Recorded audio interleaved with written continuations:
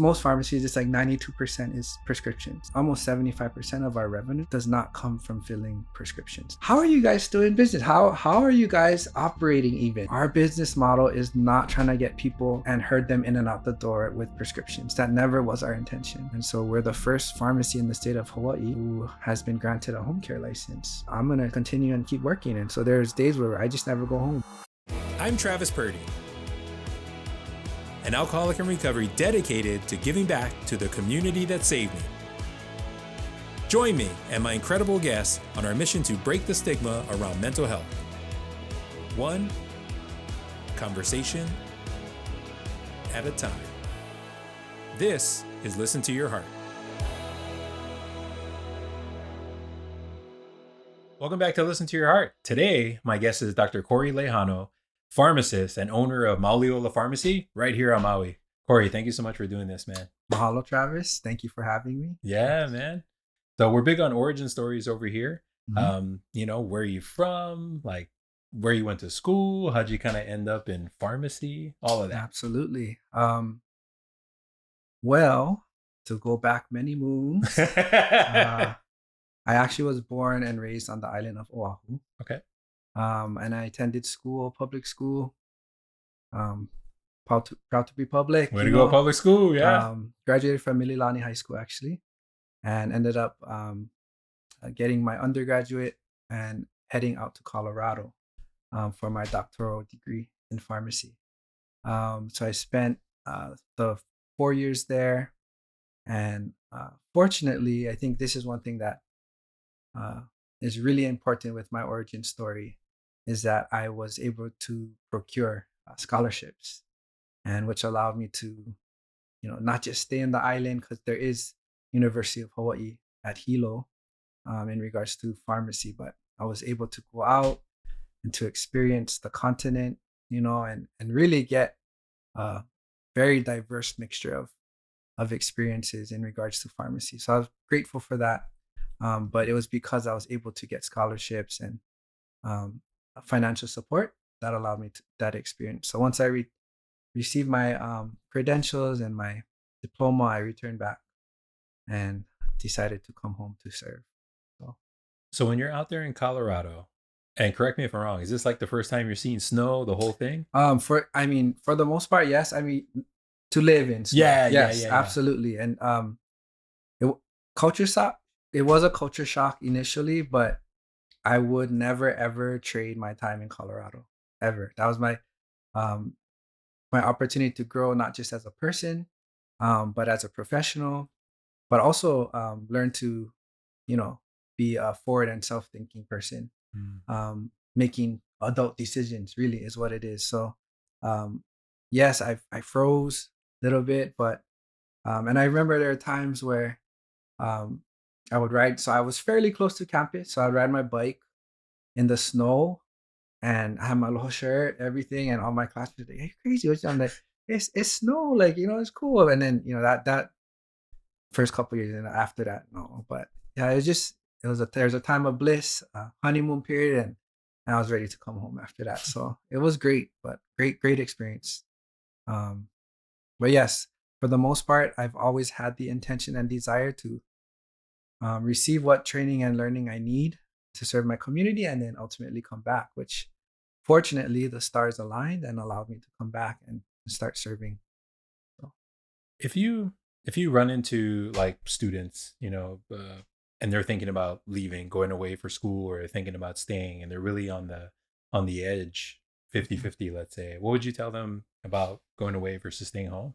So that's a very valid question, because that's a question a lot of the scholarship funds struggle with.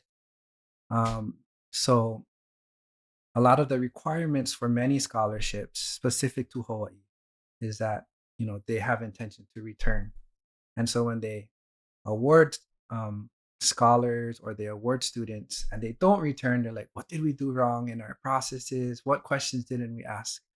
And so one thing that I've noticed is that those students or Homana that are grown here and are indebted to Ohana or community, those are the ones that are more likely to return.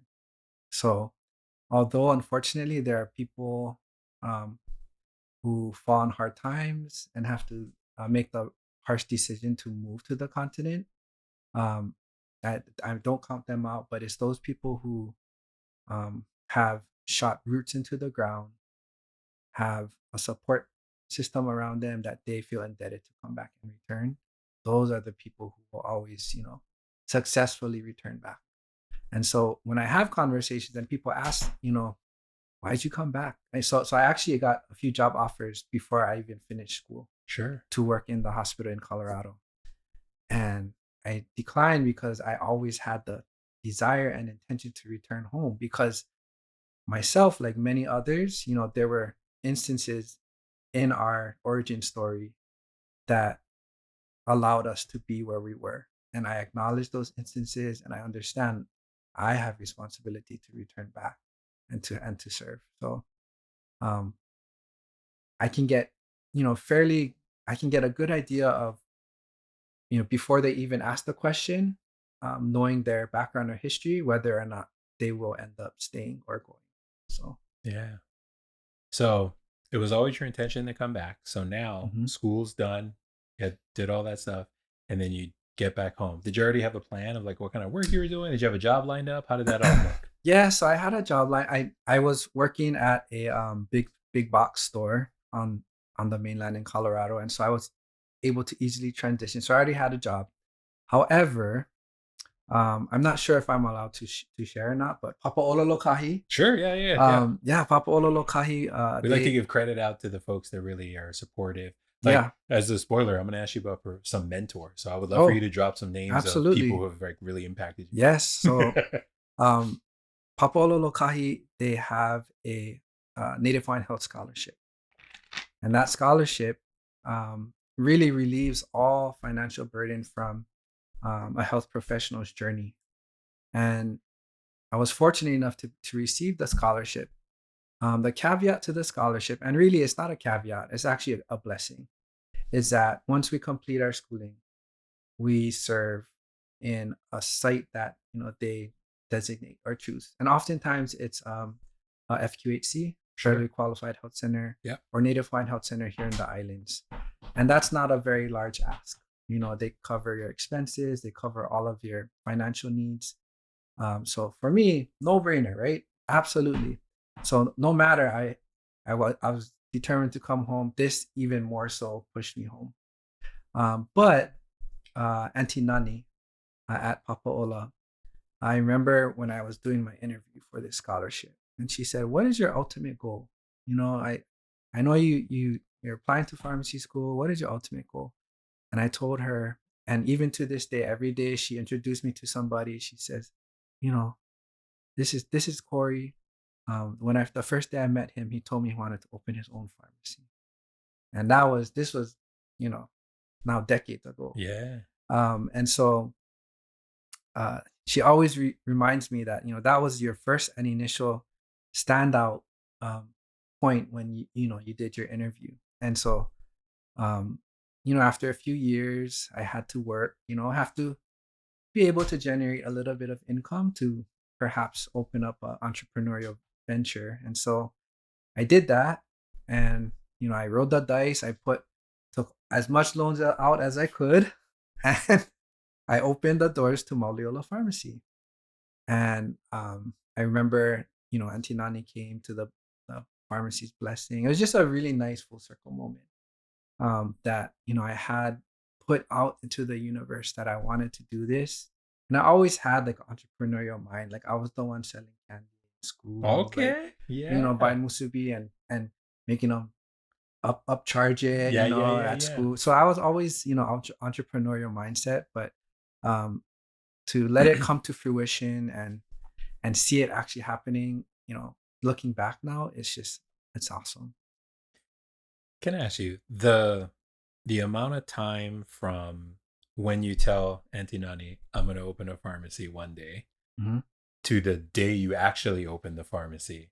How much time is that? Well, so I first applied for the scholarship in about 2008. Okay. Yeah. So And so it's 2025, so it's almost 20 years. Wow. Well, I mean, right now, as of now, As but in, yeah. so Mauliola Pharmacy has been open for about 8 years. So it took about a decade About a decade. for it Yeah. to be realized. So um, for those of you who are listening, and who have aspirations to serve in the medical field or in the healthcare capacity, it does take time to realize your goals. So that's a really large deterrent for a lot of our, especially our Kane, Mm. in coming out of school, to understand and acknowledge that you have to sacrifice. You can go into a trade, you can go into a vocational setting and make money right away. Yeah. When you go into the healthcare field, the disparity, or why there are so little Kane entering the health field, is because there's no immediate return. You have to understand that it's an investment, that you have to decide to dedicate time, energy, effort that will go unpaid for, however long. Could be 10 years, I mean, could be more than that if you're looking to become a specialist or surgeon. But understanding that ultimately the um, impact that you can make as a professional, as a credentialed licensed practitioner, is tenfold. I'm not, and I understand and acknowledge that we absolutely need trade workers, but for those who feel they are destined to heal or have been foreordained to be healers, you have to be patient and just allow yourself to grow to the point where you are ready to heal. So, You know what? Thank you for bringing that up mhm, because almost, for the most part, almost every man, Kane, that I've met in healthcare, I try to remember to ask them mhm, about, especially because I interview a lot of therapists, and mhm, even more so, there's way less. Like, yeah, but yeah, that's right. Healthcare overall is dominated by our mhm. women. Yeah, and it wasn't like that before. And Mm. so, but again, the understanding, or what we know today, is that you can make a lot of money in going into a trade right out of high school. And that, in a time where we all are financially struggling, is very lucrative, and it's very appealing to a younger mind. But again, there are people who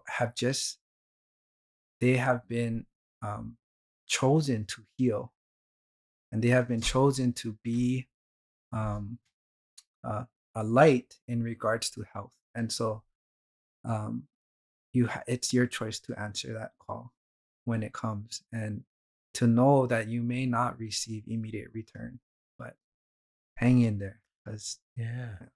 It sounds like actually I'm really glad you brought that up because I really enjoy, admire, and love connecting with people who are like mission driven, right? So hmm that's what I feel like I heard is like it's always been in your heart. hmm So you were not going to be deterred from the first time you mentioned it, hmm right? Just a complete stranger all the way to now the doors are opening. hmm So speaking of, so you come home. About how long is it when you come home till you finally get to open your pharmacy? it took about 4 years. 4 years. um yeah, uh about 4 years. So the good thing was that I was able to put myself in positions to where I was already creating a rapport with the community, Oh, great. and more specifically, the providers and doctors on the island. And so when I finally started, sharing that, hey, I'm creating something, there was actually a lot of providers on the island who said, "What do you need? We support you." And so that was just a reinforcing, push to, go enter the unknown. It is scary because your income goes from this to zero, and it's so Sometimes below zero, yeah. below zero. Oh, 100% below zero.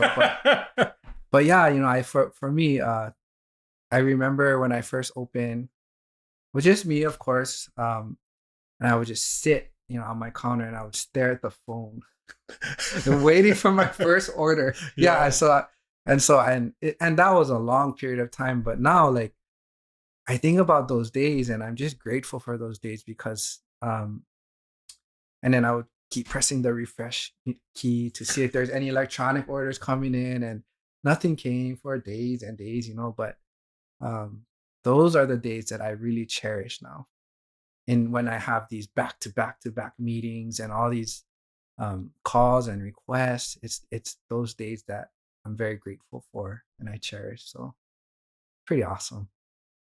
It really is, man. And can I say, I mean this as a compliment, so I apologize if I don't verbalize it really well. Oh, But I'm super glad to hear, or I'll be honest, I'm super surprised to hear that you were always like entrepreneurial. mhm, Because we did just meet recently, briefly, and then this is the most time we've spent together. mhm. But you have a very like calm, kind of chill energy, right? Not like what we would think of as like the typical like Oh, kid who's selling a bunch of stuff, yes, right? yes. So I've been in sales since I was 18 years old, but I am not a kid who was selling stuff before that. I kind of Mm, got forced into it, not forced, more like it was what was available because I did not go to school and I didn't want to do certain types of jobs. mhm. So I applied for some sales jobs and they're the only ones that said, sure, we'll hire you, 18-year-old kid. So Yeah. I feel like I just like learned the skill and then found that I love connecting with people, talking story, hearing their stories. Mhm, And that's been now now I'm in my 40s and I've been in sales forever. And mhm. I own a mental health clinic, right? And that's why I said it's sometimes below zero because Yes, yes. business life is that, right? A Absolutely. lot of below zeros It too at is. Yeah. times. Yeah. Um, so anyway, yeah. So I just want to say I think that's super cool. You kind of always had that entrepreneur mindset. So in the beginning, like you said, you're like staring at the phone, you're kind of waiting. Then the first order comes in here and there. Mhm. What's like in those days, those early days, what are some of the messages you're telling yourself, or like how are you keeping yourself going? Oh, that's a great question. I wish I could ask myself in that moment, like, what are you doing? You're managing a pharmacy before, you were doing really well. You actually made You had a enough good job money. before Yeah. this. Yeah. And so, yeah, I wish I could ask myself that question in that moment. But I think what kept me going was my relationship to not just my community partners, but to all of those people who said, you should do this. And once it's really it's wonderful. I'm just extremely grateful because it was a hard time, and I was hustling a lot. Like I was so, when the orders didn't come, I'd close the pharmacy and I'd go and I visit clinics and I would just talk to the doctors. Visited the hospital many times, requested to meet with, so I yeah, it was a rough time, but it led to very meaningful relationships. So, for me, and so going back to the entrepreneurial mindset, um, there's a few things, and I'm still looking for my successor. So, I always gotta keep a lookout for the successor. But I think the most successful entrepreneurs that I know, um, they are adverse to the common uh, mindset or the standard way of thinking. Like they do not like that, and so they cannot bend the knee. Basically, is what it is they're not um, able to or comfortable with always just following every single order and task. And the second thing, so that's one. The second thing is uh, r- they love risk. They love to gamble. So those two. If you identify somebody who doesn't always follow the rules and loves to like risk or is not risk averse and is has a very high tolerance for risk. That's like the all the time. Those are all the ones that I work with. All of the small businesses. Yeah. Those are the most successful people. Is that, oh yeah, I'd love to go Vegas, or like like stuff. Oh, you have a high risk tolerance or something like that, and they're like they always are thinking outside of the box. Like they're like, okay, this is the standard, but let's do this. Yeah. So those two are the makings of a really, and I've always been that way Yeah. since I was a kid. Had those traits. So that's the making of a good entrepreneur. I So love it, man. yeah. I also love that you said, okay, well, just using the old sales terms, right? So, okay, orders, sales, leads, they're not coming in. So I got to go find them. Mm-hmm. So I Yeah. love that. Yeah. So that's one thing I learned I loved about sales and eventually just business as a whole is even though there's a ridiculous amount of things out of our control, I just love that I can still control some things with my effort. Mhm. And then I just got to let the chips fall where they may. Yeah. Right. Like I try to build my skills because if you're doing a lot Absolutely. of cold outreach, knocking on doors, Right. right, you got to be able to talk story with people, Exactly. but in a way where you're not creepy and salesy, Mhm. you know, Yeah. but Yep. it comes from a place, I think you basically were saying it earlier, is your heart and intention was always to serve the community. Mhm. So I feel like that's how really great like relationship sales business happens. Like Yep. you're actually really trying to serve and help people. Right. So you don't mind going to these places and like, oh, the person you want to talk to, oh, they're busy, they're not here, because you're gonna get a lot of no's, Mhm. right? Isn't there a ton of rejection? Absolutely. Yeah. Yeah, and I think yeah, you hit it on the nose is that, if you enter a space without any ulterior motive Right. and you allow vulnerability and say, "Hey, this is what I hope to do, and I'd love it if, you can assist me with that." That really opens the door, especially in knowing that the health field here in Hawaii is so small and so intertwined and so connected. Even more so now, you go island to island, everybody knows everybody. Hmm. And so if you go in there and be like, hey, my true intent and desire is to help this community, and I can do that by helping patients of yours, and the word gets around really quick. And Yeah. so, and of course, you cannot say that kind of things if your actions don't align, Right. right? So, um, I that's something that I really, really pride myself and my team in, is that we're not going to make promises that we can't complete or execute, or take on any kuleana that we cannot serve. So Yeah. that's really important to me. So I've unfortunately had to learn the hard way on how to say no. So Oof. gotta learn that, and we all learn it in a different capacity and timeline. But I've learned that because it doesn't do us it does us actually a disservice, but it also does not help the lahui at large. So Yeah. I was gonna say, talk a little bit about the power of saying no mhm, and like how you know how you learned it, or even even if you're still, I know me, I'm still learning mhm. how to say no. Yeah, so for us, because we're independent pharmacy, so we're one of like the last few on the island. Um, Prior to the migration of Walmart and Costco and all that stuff, there were only independent pharmacies. And so we cannot offer anything more than what the big box chains. In fact, we can offer less. The only thing that stands out is really for us our service component. So how we serve and how we interact with people, with partners, that's it.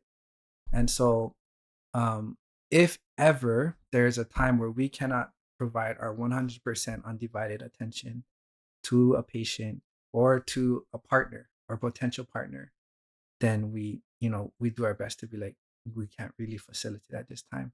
And I learned that the hard way, because there was a time where did I should say I stretched myself so thin where I felt like I wasn't providing the service component that I should be to each individual partner or person. So um yeah, I learned that the hard way.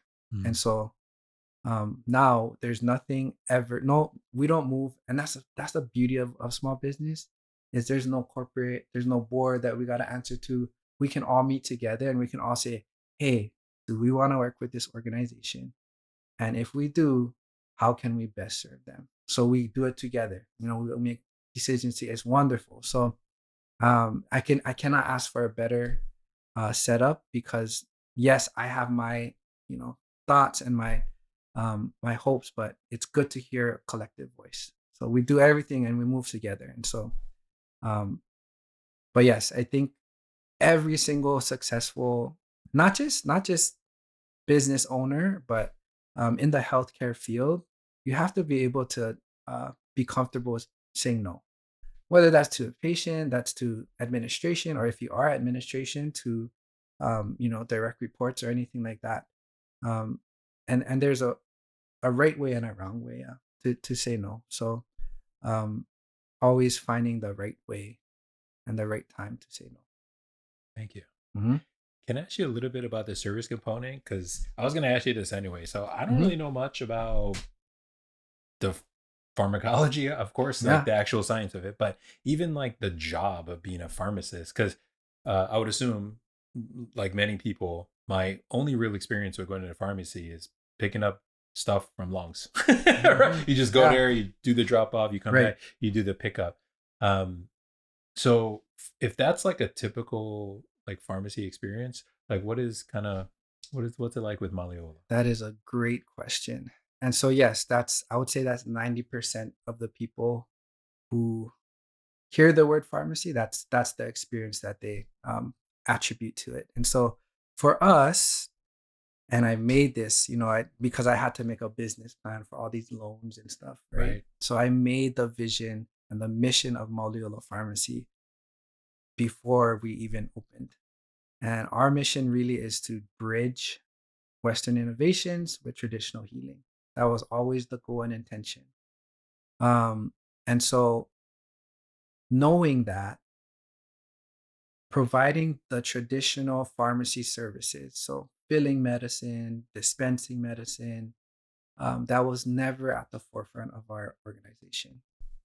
However, um, little did I know how much more our non-traditional services would play a role in our success. And so right now, 75%, almost 75% of our revenue does not come from filling prescriptions, does not come What? from pharmacy services, which is because most pharmacies, it's like 92% is prescriptions. I'll say all the money's in the medication or it's Yes. all in the drugs. Yes. And so it's so unique and so rare. And so everyone wonders, and plenty of people call and they ask. So we're actually physically located between the only two Kaiser pharmacies now on Okay. on the island. So there's Kaiser, there's us, there's Kaiser right behind us. There's the flagship Safeway. 2 miles down, there's the flagship CVS. So they're like, how are you guys still in business? How are you guys operating even? And so a lot of people don't understand that our business model is not trying to get people and herd them in and out the door with prescriptions. That never was our intention. Mm. And so, because we focused on that initial mission and vision to be a bridge, it really opened up doors, um, and exposed us to partners that pharmacies never ever in the I think in the history of the pharmacies on the island of Maui would have ever considered. And so now we're just starting to be able to realize a lot of uh, components of the goal to become the bridge.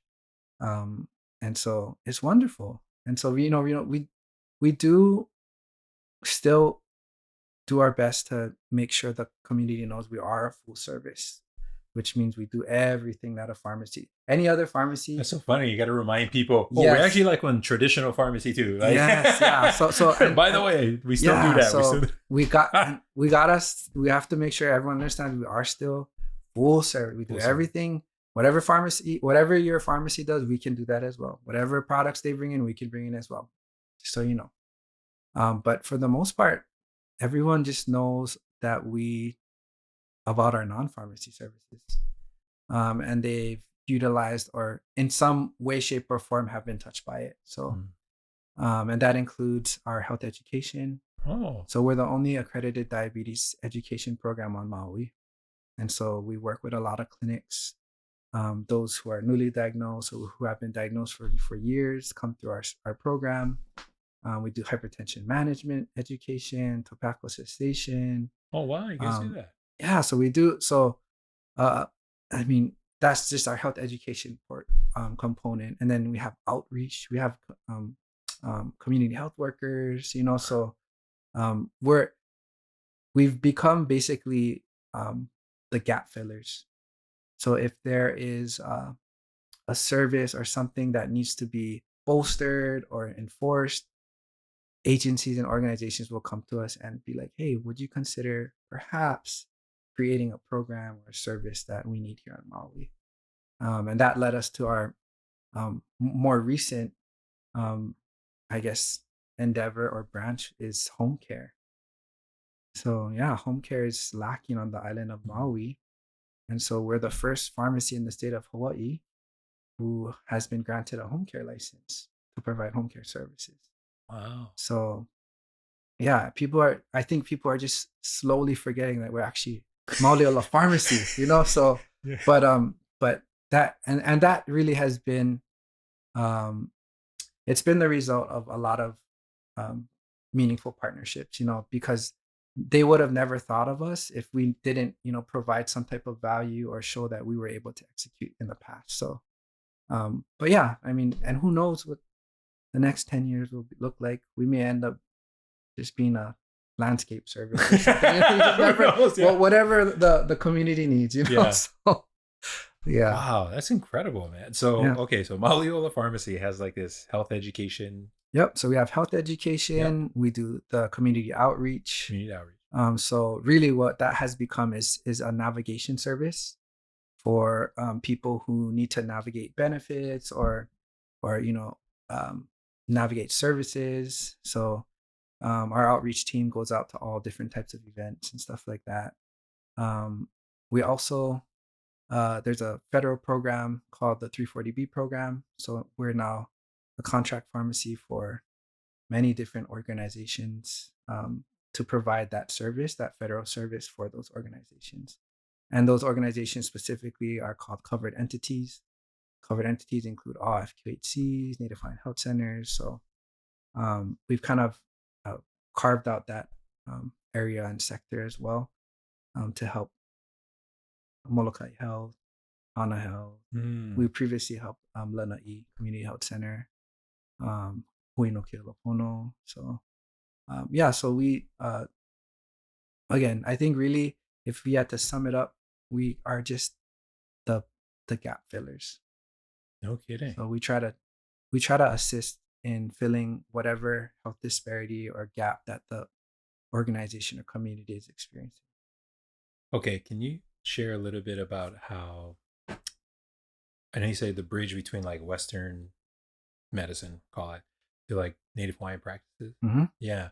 So like what kind of Native Absolutely. Hawaiian practices are you guys sharing and helping people with? Yeah. So um, it did take a little while, you know, but I think in 2020, so a little after the pandemic, was when we started to seek our 501(c)(3) status through our nonprofit arm.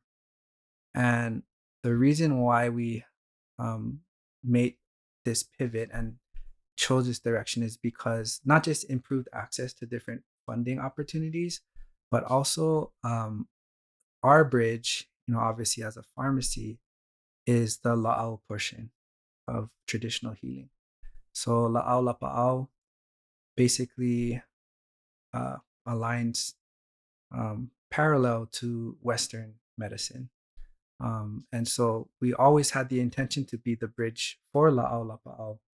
And Can you share a little bit just for our oh yes, audience so what lā'au yeah. lapa'au is traditional Hawaiian medicine, and it utilizes plants to heal, and it works in conjunction with lā'au kahea, and so you cannot have one without the other. So there's specific pillars of healing in regards to our traditional Hawaiian culture. There's lomi lomi, ho'oponopono, and there's la'au lapa'au and la'au kahea. And so those two are really, uh, unfortunately, uh, less available to us here on the island of Maui. So there are master practitioners on the island of Kauai, Oahu. You know, there's a lot of opportunity for lahui to be served. On the island of Maui, there's much fewer, and so for us, and this was going on ever since I opened the doors because it just so happened that we were occupying the same space as Hui no Kealopono, which is the Native Hawaiian Health Center here on Maui. Got it. And so we have all the aunties and uncles coming to the pharmacy expecting, okay, so you're the la'au portion of you know of Native Hawaiian healing. And we're like, well, we're just the pharmacy right now. So years, years and years. Oh, you have you know, you have this. I'm like, not yet, not yet.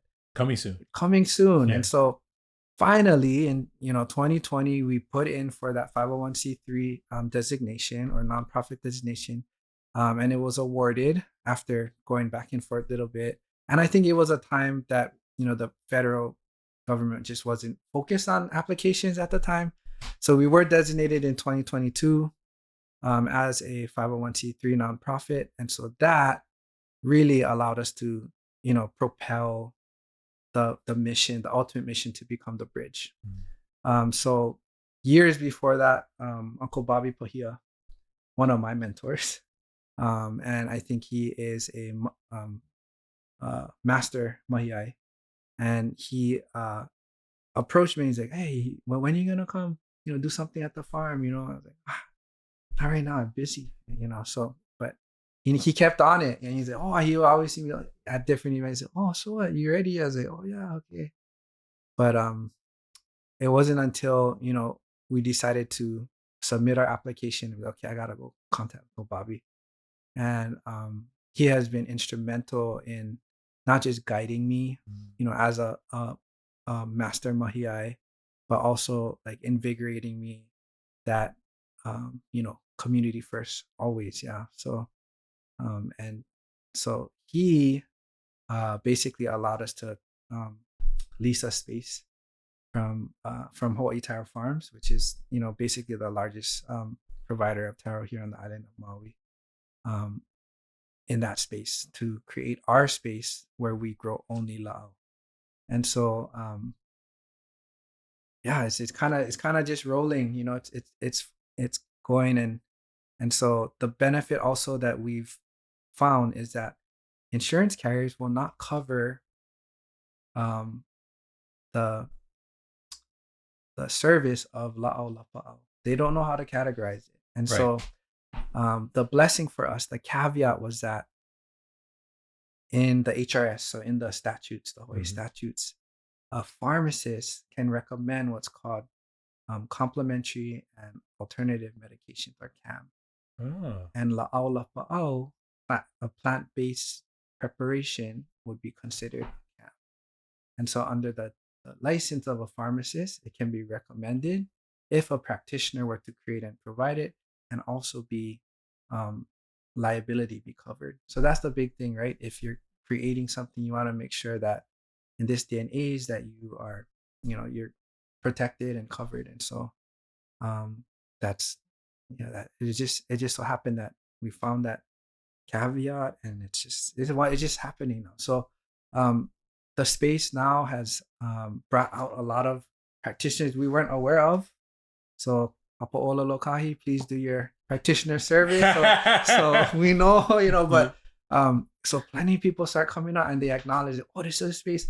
So yeah, there was one practitioner who came, actually she's right from right down the road in Waikapu, and she came and she started crying. Mm. And she said, I think this is what heaven looks like, Mm. because the uhaloa, different plants that are available on the side of the road and whatnot, they've been sprayed and they're unusable for healing. And so we cultivate space and allow uhaloa to grow. So it's just like fields of uhaloa. And so yeah, so she started just crying, and she's like, I really think this is what heaven is. And so I was like, what am I doing? I try my best to try to delegate for pharmacy stuff, and now trying to work the lā'au stuff, because that's what seems to be the true desire of our community, right? My righteous endeavor is to focus on the difference between treatment and healing, Mm. and what that means. So specific to the fires, right? So the wildfires, treatment was needed.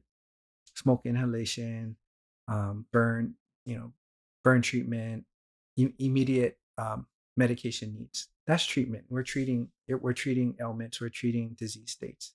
But after all those things are taken care of, after basic essentials are taken care of, what the true desire of our community is to be healed, and that comes in the mind and in the heart and in the spirit. And so, what can we do to facilitate healing? And that's where the lā'au comes, the connection to Aina.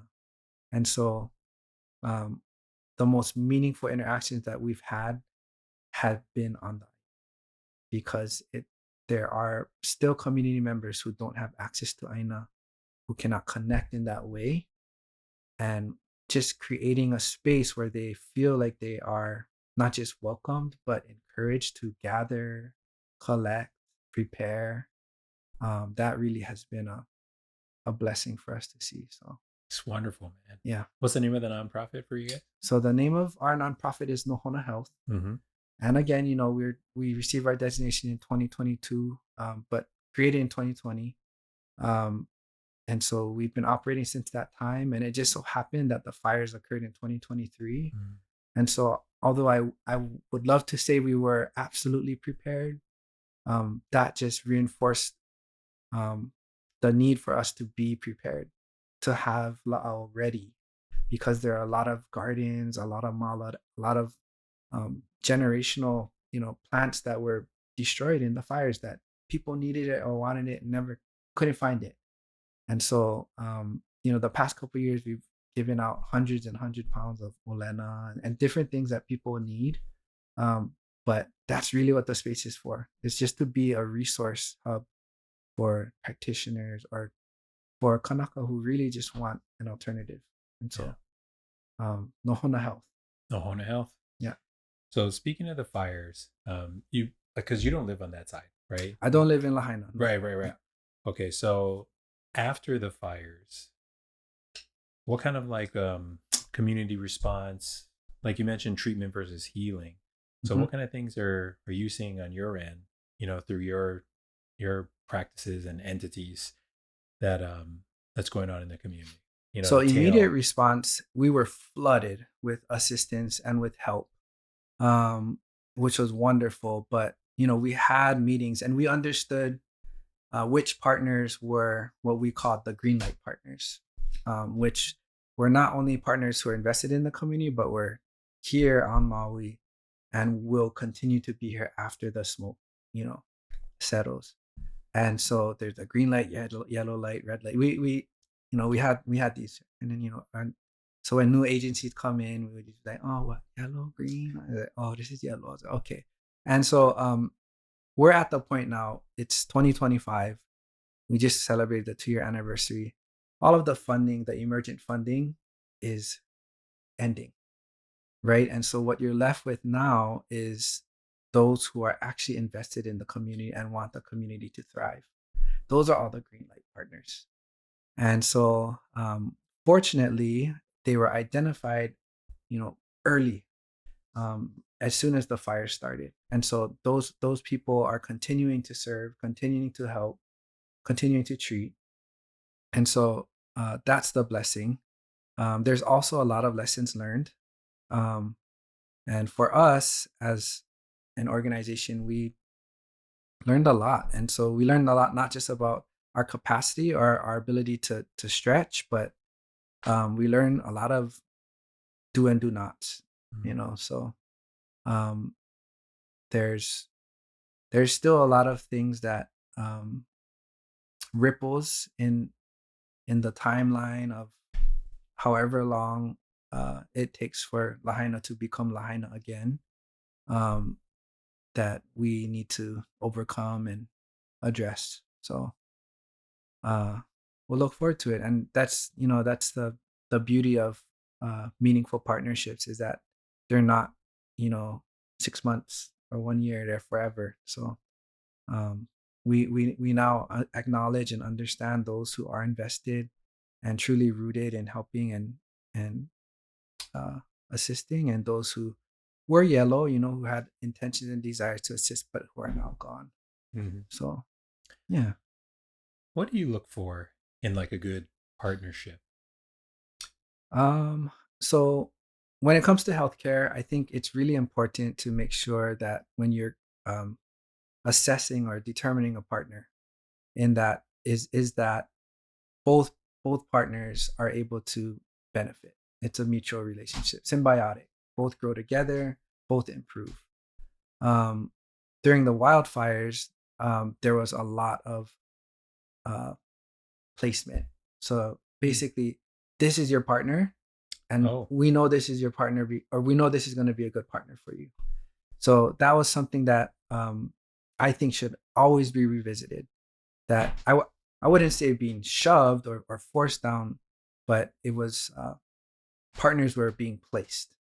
And so again, those partners are no longer, present physically or, financially. And so um yeah, I think for a successful partnership, you have to make sure that both um, partners, are complementary.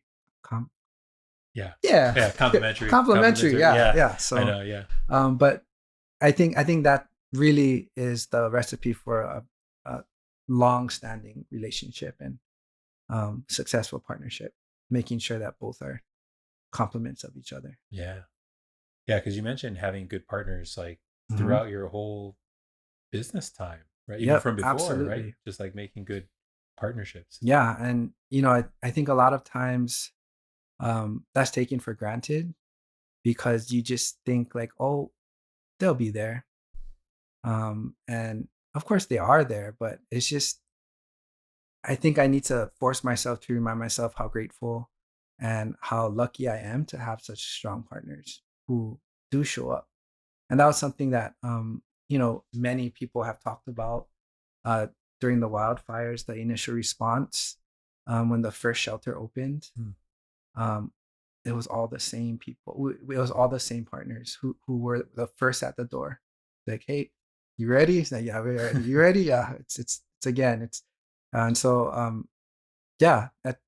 But again, it wasn't a surprise. It was just very nice and encouraging and kind of just fueled us that we knew, okay, Cory's on in this corner. We have this partner here, we're ready to roll. So um, that's rare, and I know it's like that on other islands. So that's encouraging. In the event, some catastrophic event happens, that there are people that are ready and able in the wing. So we had a couple. We had visits from all the senators, but um, one of them that stood out was Senator Schatz when he came and visited the pharmacy. His chief of staff basically said, during um, uh, natural disasters or catastrophes like this, we often hear of loss of life after the event. And she said, oftentimes it's due to medical reasons. And she said, for the fires, we didn't hear that. And so she said, I just want you guys to know that that's a testament to the medical response that you guys and all of your partners were able to um, accomplish in a very short, condensed period of time. So that was really neat for her to say that, because it's not something that we think about, right? It's just yeah, we there really was no major reports of loss of life after. So the comparison she made was the World Trade Centers, Mm. how there was the initial loss of life, and then afterwards there's even more loss of life because of all of the medical issues. So, but yeah, so that's really nice. It's always good to have good partners. That's, I think, any uh, aside from like the ultra mega humongous organizations, any organization will live or die by their partnerships. So, Excellent.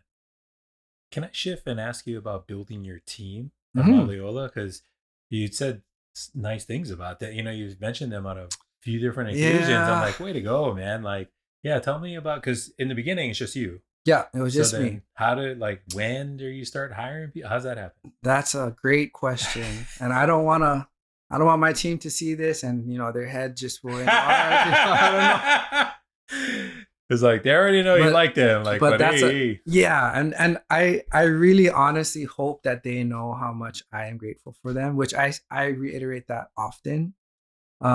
However, um, my team was built all by happenstance, really, and so um, actually, I'm very grateful. So a lot of the team members who are currently on my team, I have one who I actually um, was my intern when she was in high school.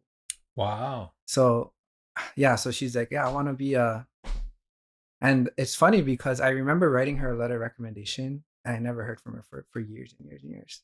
And then I just get a random call, be like, "Oh, I finished my degree." I was like, "What? You went to pharmacy school?" She's like, "I was like, you didn't even tell me if you got in or not." Like, so, um, but I have many like that. I have some who interned as college student, as pharmacy students, and so um, I'm I'm very proud that our team is basically homegrown talent, and that holds weight here on Absolutely. Maui because not only are we perpetuating and creating roles for our residents, but everyone is connected here, and so they are now connected to many people who know that if they need something, they can always reach out. New diabetes diagnosis, we know where to go. So stuff like that, I think it's really special. And so my team, nothing really could have been done, especially during COVID, during the wildfires, without my team. So that's a point that kind of bothers me, in that everyone is like, "Oh, can we talk with you, Cory? Can we talk?" I was like, "Yeah, but you can talk with me, but you can also talk with any one of my team members because we have the same, and we're on the same page." So um, that's great, and I really hope that we continue to be successful, but we don't grow to the point where I don't feel like we have that rapport, that I know for a fact if you were to go up, interview one of my team members, they'll say the exact same thing because we're on the same level. And as you grow, unfortunately, you cannot spend that kind of time with every single team member. And that's my fear. I don't want to be unsuccessful and, end up phasing out or, you know, um, otherwise, but I also don't want to grow to the point where I don't feel like I have that relationship, with each of my team members, that they know what I'm thinking, I know what they're thinking. And so it's kind of like a balance, yeah. Yeah. Kind of balance. What does leadership mean to you? Well, I that is a very good question, because a lot of people uh, have told me how successful of a leader I am, and I don't feel like I Right. am one. Yeah, so I mean, leadership, I think, is like a double-edged sword. Um, and there's different types of leadership, right? So there's leadership by doing. There's those who can motivate people to just run through a wall. And there's just the quiet leadership, and so, and I'm sure there's different subsets of that too, but I think for me, um I'm not a rah leader. Like, I'm not gonna stand and have you ready to go to war. Unfortunately, that's not me. I don't have that ability or gift. I think uh, if I had to choose, I do my best work in the trenches, and so I always remind my team that I will never ask them to do something that I'm not willing to do myself. And it's really important for me that they see that I'm doing it. And so I'll still staff in the pharmacy, and I'll still do every single thing that I ask them to do, because I feel like that's the type of leader that I am. And so leadership, I think, is essential for a successful organization, but there's all different types of leadership. And it's just making sure that first and foremost, you understand who you are and who you want to be eventually, and acknowledging that you have limitations, that you have faults, that you're not perfect, but leveraging your strengths and understanding that, okay, Cory, I'm a leader by doing. And so, um, uh, I mean, for example, the fires, like, I called everybody off at a certain amount at 10 p.m. and I'm gonna continue and keep working. And so there's days where I just never go home. And my daughters, I don't know if they worried about me or not, but I'm sure they were like, what, where's dad? And so, um, but again, I'm not gonna ask them to stay until 10, 11 o'clock p.m. to prepare for orders at for 5 in the morning if I'm not gonna do it myself. And so, yeah, and that really is important, I think, in the healthcare field. I want to be careful with how I say this, but there are a lot of times, um, nowadays in the healthcare realm, that organizations are led by those who have not experienced the trenches. And so it's really it creates a disconnect. You have administration who come from, um, you know, hotel or sales or something, who are trying to lead all of these healthcare professionals, and it causes a disconnect. So having I don't mean anything by saying I know. no, no, no, I was like, no, ouch, no, no, no, Cory. no, Nah, no, nah, nah. I know no, what no, you. no. I know Yeah. exactly what you're talking about. Like Absolutely. you're a CEO from Applebee's, and then you go in and you try to manage Kaiser. Yeah. It's really hard. I'm not saying that's an example, but it's hard to build morale, right? Especially now as we prepare for all of these potential healthcare cutbacks. Um, the administrative C-suite will have to be leaders in that they need to motivate their staff to stay, because there's going to be cuts. We got to ask you to take a 30% cut for the next 3 years, knowing that you will still be serving, and doing the good work. Like, you need a leader to be able to motivate them to stay, right? And so it's gonna be tough. So, but that's really important, I think, is to make sure that there is some type of knowledge, or there's some type of experience in the trenches that you can connect and relate with those. I think that's what's happening a lot of times when we see all of these potential strikes and whatnot. The people sitting at the bargaining tables have never really had the chance to experience what happens in the healthcare setting. Yeah. No, I think it's an important topic. It feels like, I could be wrong, but it feels like that conversation comes from, let's call it, the bottom up. Maybe we hear from about that topic from the bottom up more than we hear about it from the top down. Yes. But 100%. And like, so the reason I said, no worries, I didn't think you were taking a shot at the sales guy who came into healthcare. I didn't think so that at all. But I was just telling somebody else about this, that I kind of, me as a person, just me, Travis, the guy, I feel like I have an athlete mindset around a lot of things. And a lot of athletes that I've met, and then even some at like higher levels in their chosen sports, many of them, like, they don't really, if they could choose, they don't want to be coached by someone who's never did it. Right. Yes. And then, of course, the higher you get up in a sport or in business, there's only so many people that have done it at that kind of levels. Right. So then, of course, that makes that challenging. But as a sales guy, I'll tell you this, my personal example is all my previous sales managers and people that I learned from were all salespeople at one time. So I knew they knew, right? Wow. So I know, I love that. Except one guy. There was one guy who did not, and I could be wrong, maybe there were others, but one for sure. But the reason I'm not calling him out, I'm actually shouting him out. Alan, good. Alan, okay. Big all ups, man. Like, all right. Alan. A lot of credit. What's really great about Alan is he was not a salesperson, but he always remembered to tell us about it. Like, hey, man, I know this is what I'm thinking based on what I know, my training, my experience, but you've been doing this. And he had so much respect for how many years, because I was a young salesperson. So even at 34, I had like 15 years of sales experience as a young guy, right? Right. But he always like would not totally defer, but defer, let's call it. Yeah. He would just defer to me.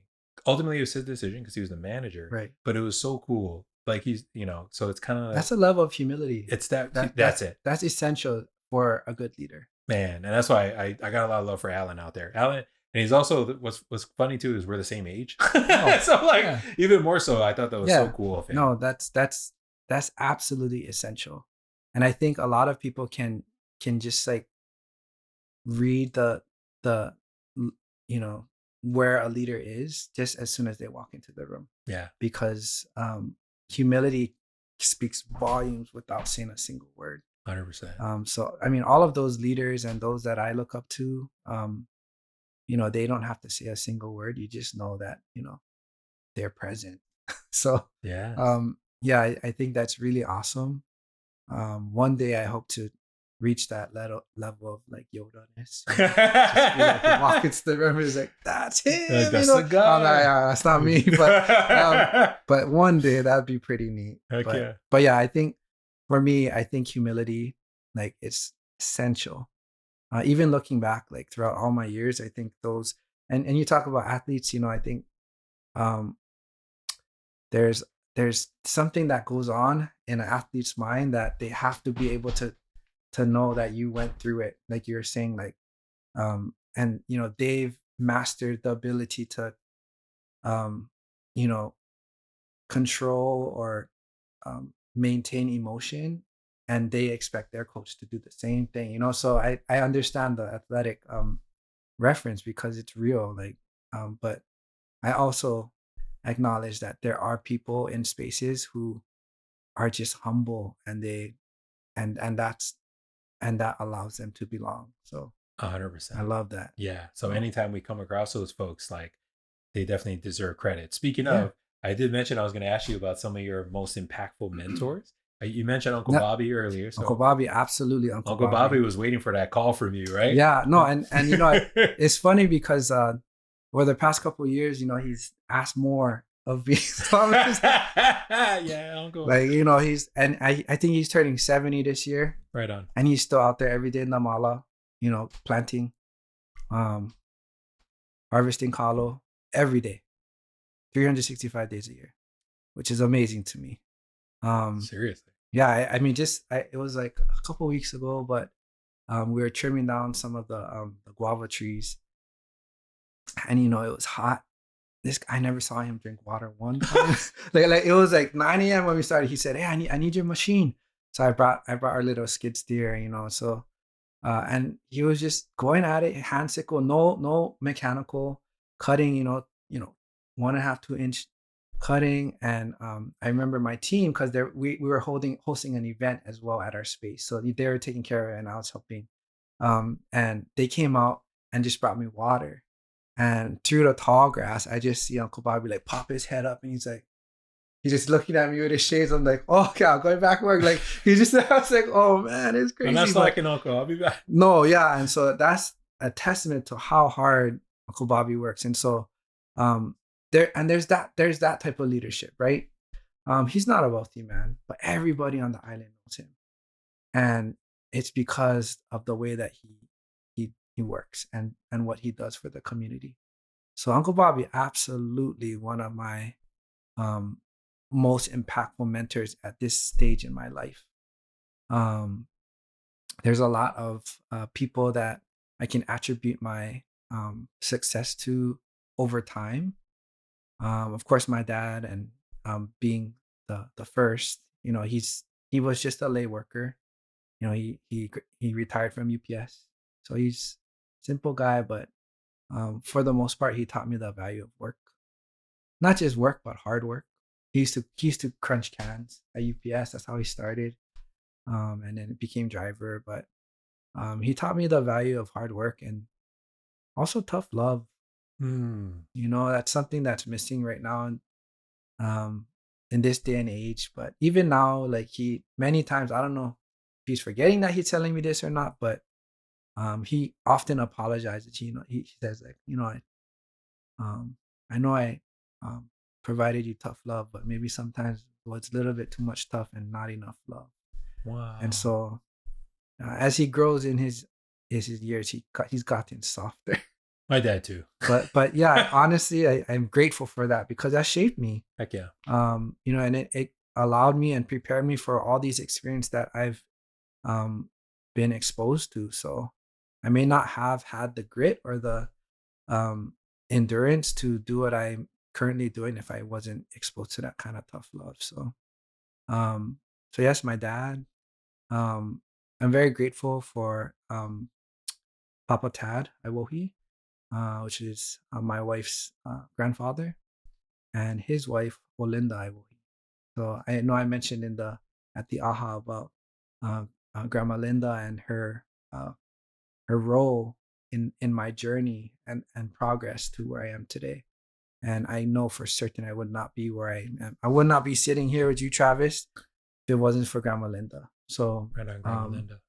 and yeah, and she really, um, if the um Papa Olo Lokahi scholarship didn't fall through, she was the one already telling people, like, you need to look out for my grandson. Like, he's gonna come back and he's gonna help people. In what capacity, she didn't really know, but this is before I actually told her I wanted to go into pharmacy. So she believed in me from the start. So it's really awesome. Um, and of course, for right now, I'm there's a lot of people that I am impressed by, and that when I it's very rare that I like fanboy nowadays. Like I'm not like, oh my gosh, that's wow, wow, wow, wow, but it's really uh the cultural leaders. So I was able at the AHA, not now that we're talking about, I was able to sit in Kumukioki for my Manalo, his panel, and I'm just like, man, that's a healer, and the same goes with all of the master healers who were present at the AHA. It just was amazing to just be present and be there. And I look up to that because that's not something that you just magically turn on and off. It's a commitment and lifestyle. You have to be prepared to heal at all times, and so that means every choice that you make, you're consciously making sure that you're in a space to, heal.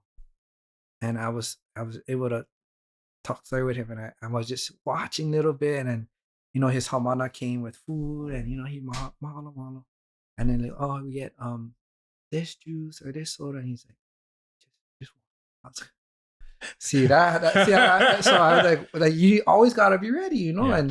and whether that be part of his practice or not. I'm just like, wow, that's and it's just those small subtle things, that Yeah. it just it's the aura. Their aura shines bright. So, but right now, for the most part, I would say those um, leaders who I'm exposed to the most is Uncle Bobby, Kahuhanale Cordero. Um, he is also a farmer, but he has life experience, and we are actually with Nohona Health with Yale School. We are Oh, cool. we are uh, entering the unknown with this alternative learning program, but we basically have students from this intermediate Yeah, school. so middle school, yeah. Yep. Yeah. Or yeah, middle school, not intermediate school. But And I just walked by the other day. So that's yeah, it's stuck so in my head. the lowest 1 to 2% performers have been placed in this alternative learning program with Nohona Health. Wow. And the unfortunate um, fact of this demographic is that 100% of them are Native Hawaiian. And so we created a program that they learn on the Aina. And so they learn at our farm space. And they are exposed to Uncle Bobby. They're exposed to Kahu Hanale. And, plenty of them are already like, oh, I want to be a pig farmer. Like, and that's what you want, because a lot of them actually, or struggle just to read. But I put a drill or driver in their hand, and they're making their planter box in an hour. No instruction, nothing. I just say, okay, go, and they do them. And so they just need an alternative way to learn, and that's plenty of people. But it just so happens that those who qualified are all Native Hawaiian, and so we're hoping that they become um, confident enough where they can become kahu to a space, or they can, you know, um, confidently put stuff into the ground and become a mahiai. So that's the hope. But yeah, that's just one of the programs that Nohona Health is running. So it's awesome, and I get to be on the Aina every morning too. So it's a win-win for everybody. Gets me out of the office, gives me a reason why I don't have to go sit at the desk, and I get to work with these kids who are all Kolohe kids, but they're really special. But they want to connect. They want to connect, and there's something missing in their lives, and I think it's just this, to feel like they belong, and they belong on the Aina because our space is leaps and bounds ahead of where it would be without them,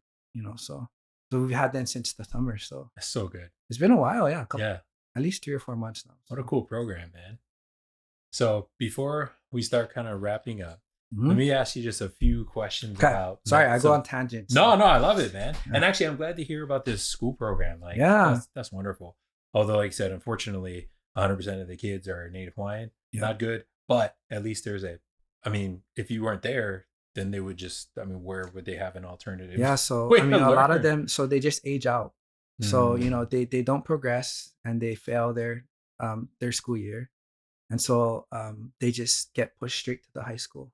So they have a fifth or sixth grade knowledge, and they're getting pushed as a ninth grader. So they're just set up to fail, Yeah. and they end up just either dropping out or just being a complete menace. So that's what we're trying to deter and to fix. So That's awesome, man. That we're definitely would. working. We're working. Yeah, that's fantastic. So, as far as mental health, Yes. Cory, what does mental health mean to you personally? So I believe that mental health is intertwined with spiritual health. Um, so when we address the mind, we're also addressing the spirit. Um, my interaction with behavioral health providers and specialists have been mixed. In that, many providers will um, revert and cite their learning, which is perfectly fine. However, if you are operating here in Hawaii, it's important to understand that mental health is connected to our spirit and culture. And so there's a lot of cultures in Hawaii. There's a lot of different modalities and mindsets.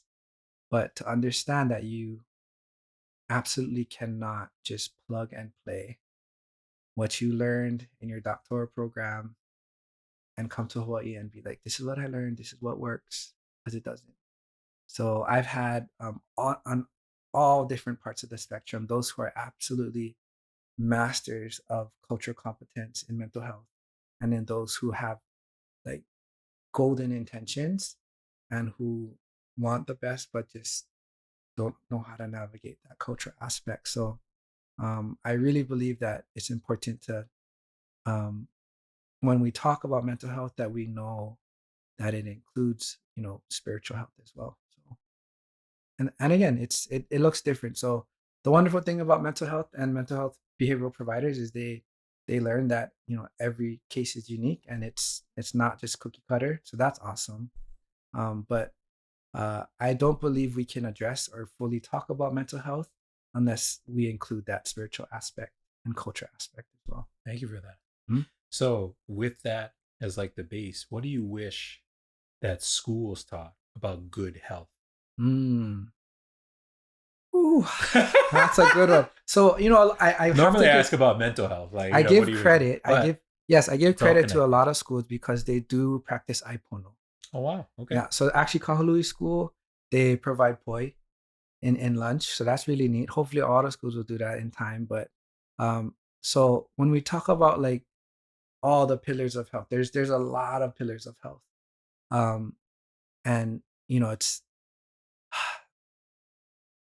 if I were to be an administrator in school, I think the first thing I would address is the mindset and approach of the kumu because again and even when our interaction with EL school here with the kumu here, um, they have such golden intentions and want to help so much, but then they're like, but we have this IE, they have all these acronyms, yeah. Right.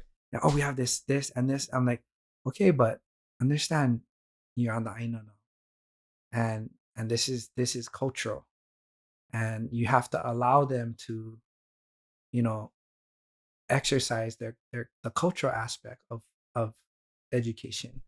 And so it's really hard because they're just pounded away on these metrics and rubrics and grading and outcomes, and that's great, but it doesn't really gauge success as of how improved or whatnot that a student's mental health is. And so I think a healthy person, if you're looking at it in school, has self-awareness, understands cultural identity, and feels that they provide value.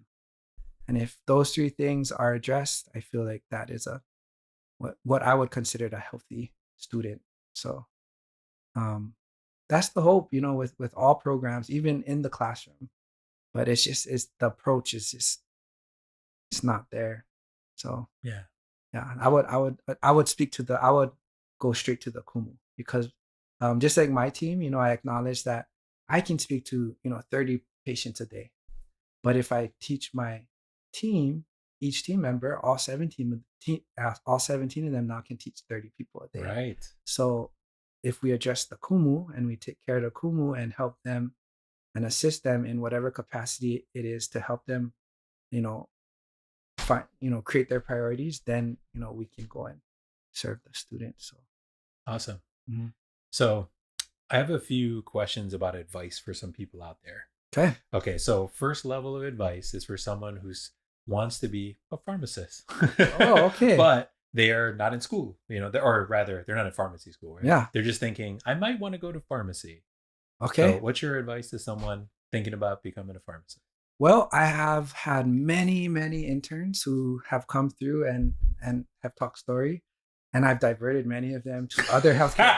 And so no, and it's not because they're bad interns or not. It's Right. actually because they're really good interns. So there's a lot of people who just want to enter the healthcare field.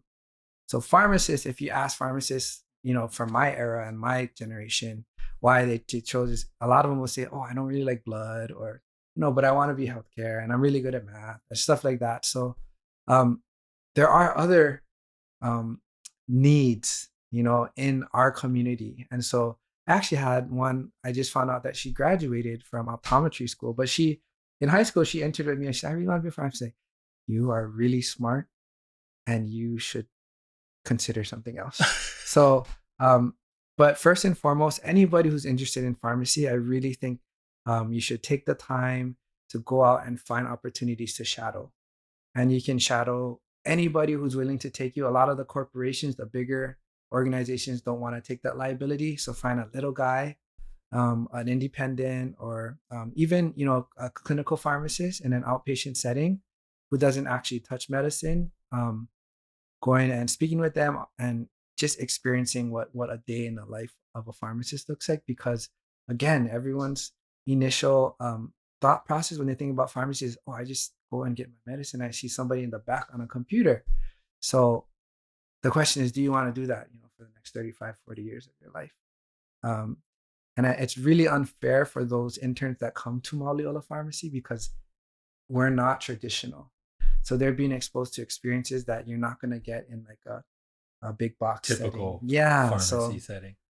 So I do provide that disclaimer in that, we are unique, but this is what you can do as a pharmacist. This is within your scope. So yeah, that's my long short answer. So No, I love that. So the next level of advice, we'll take it one up. This person's in pharmacy school. mhm. What kind of advice do you have to the pharmacy school student? So for those in pharmacy school, my recommendation is to expose yourself to every sector of pharmacy you can.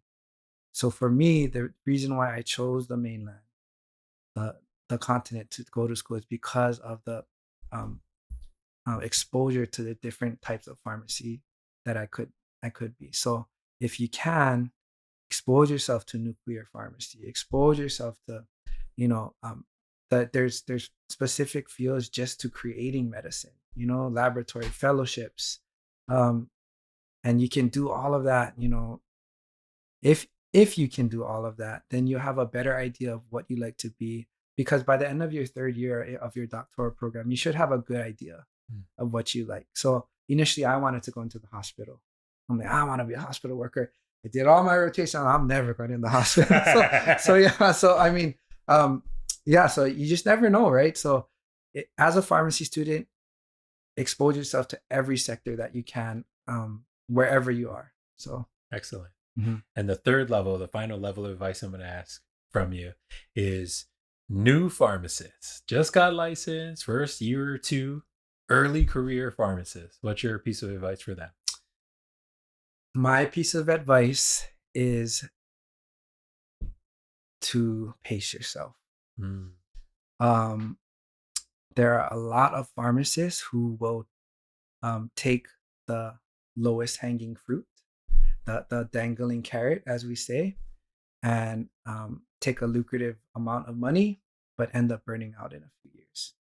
And so, understanding what your ultimate goals are. So, each of us, any healthcare sector, we should create a philosophy of care. So what is our philosophy and what do we want to accomplish in our time as a provider? And so revert back to that, because there is a very, very vicious corporate mindset when it comes to pharmacy, and that, everybody's trying to claw to the top, everybody's trying to progress and get higher pay bumps, all this stuff, where you kind of lose yourself and you lose that philosophy of care. So revert back to that. But above all else, the initial first couple of years is to just pace yourself. But it's interesting, to say the least, that you go from zero money to this like exorbitant so quickly. So the money's good for a short period of time, and then you realize, I have life goals, and then revert back to that. Fantastic advice, man. So before I get to asking you our last question, I wanted to ask, so how can someone support your work? Like where can, how can we support the farm and all the other things that you guys are doing? Well, honestly, if you're on Maui, Yeah. I always recommend to support local. 100% of our revenue stays on Maui. We're not international. We don't have any type of interests or partners. So everything stays on Maui. So you want to support local always. If you're not on Maui, I think making sure that you're plugged into our activities, our services, because there may be a time where, someone on Maui needs services, and, you can refer to us. So, Yeah. So Mauliola Pharmacy yep. and Nohona Health. And Nohona Health. Nohona Health is the nonprofit arm. Yep. And without saying too much, I will share that there are a lot of moving parts and big things for Nohona Health. Excellent. So that's very exciting. Keep a lookout. Keep a lookout. Heck yeah. So before I actually ask you our last question, I wanted to take a little bit of time to tell you about you from me. So in other words, what I like about you, and share some gratitude. I love it. Okay. So for one, like we kind of mentioned earlier, so I saw you present at Papaololokahi's conference, the AHA one, right? Mm-hmm. On Oahu. And I was like, man, really, honestly, like you have like a really good vibe that I just really enjoyed the way that you spoke and presented. I'll be honest, I forget what the topic was at this point.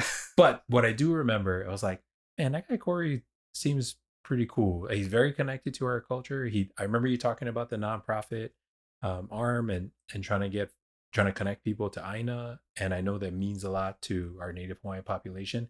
I'm like, as I get older, I feel like a pull to get more connected with our culture. So to meet people that are doing that, and especially, oh man, finding out you're helping the youth out over here too. I mean, that's wonderful, man. I feel like it's healing. That's my whole point. You even mentioned it earlier, right? Mm-hmm. So we all have gifts, and some of us are healers. So I feel like that's the kind of energy that you bring to the space. This is the second time I've seen you in person. Mm-hmm. So I'm assuming that's the energy you bring to all the spaces that you're in, just like this like healing spirit. And to me, as someone who works in like the mental health, behavioral health area, it just really speaks to my heart. I feel like you're real connected to behavioral health. And I like the way that you put it. Mental health, spiritual health, like it's all connected because it is. Yeah. So that healing heart, I just wanted to say I really appreciate that in you. Thank you. Yeah, man. And thanks for spending time, coming over here to sit down with us and talk story about your life and your life's work. Thank you. Yeah, no, it's been an honor. And again, it's really hard to like, I don't know, it's hard to take time to reflect. So I appreciate you allowing me to be in this platform to reflect. I'm glad, man. Thank you, Travis. Yeah, it's great. This one I wrote down because I didn't have it before we sat down, but it really means a lot to me. So you kind of thinking about you as like a business person, entrepreneur minded, listening to how you talked about making great partnerships and going out and really just offering people, hey, this is what we're doing and what we want to do to serve. Mm-hmm. And you've used that word so many times in this sit down. I know it's like coming from a real place. So all the best salespeople I ever met in my entire life were different versions, right? That were just like this, just real servant based heart. And it's like, these guys wanted to sell you something, but that's not really what they were trying to do. They just wanted to help you solve the thing you wanted to solve. And they just so happened to sell some products for that. Right. But they always were person first. Mm-hmm. And I got to shout this guy out. he didn't directly mentor me, but he made such an impact. His name's Art Tsukamoto.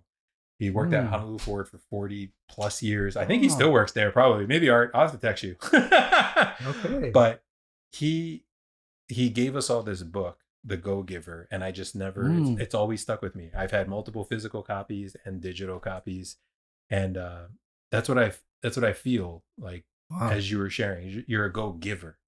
Mm. You're just out there trying to serve and help, and over time with patience and some of the, of course, hard work ethic things, Mm. like all the cool, exciting, good stuff come around Yeah. because you're also trying to give that out. Yeah. I think, well, first and foremost, thank you. That's very um, flattering, but I think the universe brings prepared people um, to prepared places. And so for me, I acknowledge that we are just stewards and we are just trying our best to enjoy the passage of time. But in doing that, knowing that our time is finite. And so our job is to not just enjoy our time, but also prepare for the next people's time. And whatever that might look like could come in the form of youth, could come in the form of even little Kiki. But uh, I think that's where we're at right now in the phase. So um, I acknowledge that my time is finite, and we should always uh, be sure to understand where we are and our place in this thing called life. So um, yeah, I'm grateful. So thank you. It's awesome. Fantastic, man. So here, our final question for our show. It's our signature question. Okay. So our show is called Listen to Your Heart. Yeah. So Cory, when you listen to your heart, what's it saying? When I listen to my heart, it's telling me to uh, holomua, to keep going. Um, I share a experience that I had on the Aina often. Um, actually more often than I thought. But um, I was clearing a field. And it was a hot day, and there was a lot of financial turmoil happening. But um, I just remember asking myself, "What am I doing? Why am And I was so initially I was committed to just hand tools only, traditional agricultural. Um, so I was clearing it with a hand rake. This is like a half acre space, and I just remember, what am I doing? Why am I even here? I should be in the office. I should be focusing on finances. Here am I clearing Aina, and um, that was the last thing I remember asking myself that question, and then I believe I fainted. And when I found myself on my knees, and there was tears streaming down my eyes. And all I remember was I saw just an image of my grandfather, and he didn't talk to me very often. If he did, it wasn't like kind, just scoldings. But all I remember him saying was, "Keep going, boy." That's it. And um, yeah, I came to, and I was on my knees, and um, just tears. And so uh, that experience really I keep at the forefront of my heart, because there's often times, even now, there's so much things happening, but um, that I need to keep going. There's things to do. There's people to serve. I know I'm sorry to be sound cliche, but gotta keep going. So um, that's what's in my heart. That's what's on my heart. Almost always. So. Cory, thank you so much, man. Mahalo, Travis. And thank you for tuning in to Listen to Your Heart. If you'd like to help our mission, check out the link in our bio to visit our store or make a donation to our nonprofit, Imua Heart. Like, comment, and share with friends and family. Subscribe for future episodes, and together we can Imua towards a happier, healthier Hawaii. Until next time, mahalo.